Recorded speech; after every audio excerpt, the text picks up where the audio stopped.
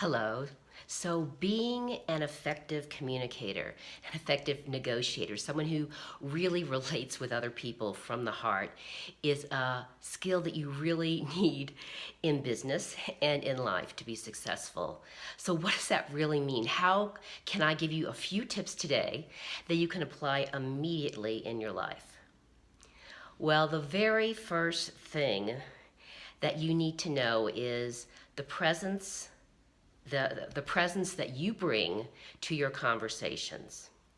So if you go to a networking event, if you go to a business meeting, if you go somewhere with your family and friends, it's really important to look at and get yourself into a good space. And what I mean by that is just being like really aligned and centered so you're not scattered. You're not thinking about your to-do list. You're not worrying about everything that you need to get done. You have the ability to like take all those things that are bothering you, everything on your to-do list, everything that's going on with your family, and you put it aside on a shelf. And you tell yourself, okay, I will deal with this later, but right now, I will bring my best self. I will be fully present. I will be really grounded and here in my body. And when I talk to anybody or relate with anyone during this day or during this evening. So that's the really key thing that I want to relate to you.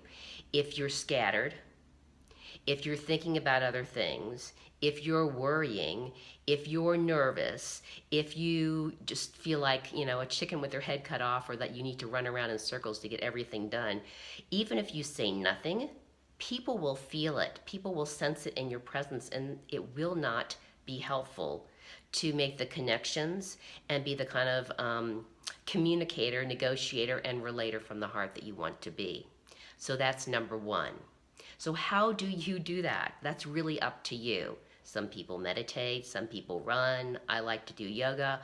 Find something that you can do to bring yourself back down to earth and let everything go. Sometimes it's just positive self-talk or taking a nice hot shower or whatever you need to do to make yourself feel aligned and centered and really ready to give of yourself and be with other people. You need to do that first because the presence that you bring to all your meetings, all your networking, all your negotiations, all your communicating with other people, whether it's live or whether it's remote, is really important. That's number one. So number two, when you meet people, it's really important to be genuinely interested in them. So it's not about you. It's not about thinking about what you're going to say when you're talking to them. It's about asking open-ended questions, questions where you really don't know the answer, and listening, and being fully present with them, and not wondering, who's your next person that you need to talk to. Because really, sometimes the most successful meetings or events or social interactions that you can have is where you really get to know one, maybe two people the most really well. So make that person your focus. If they choose to wander off, well, oh, hey, that's life. But you're going to be there fully present and interested and engaged with them.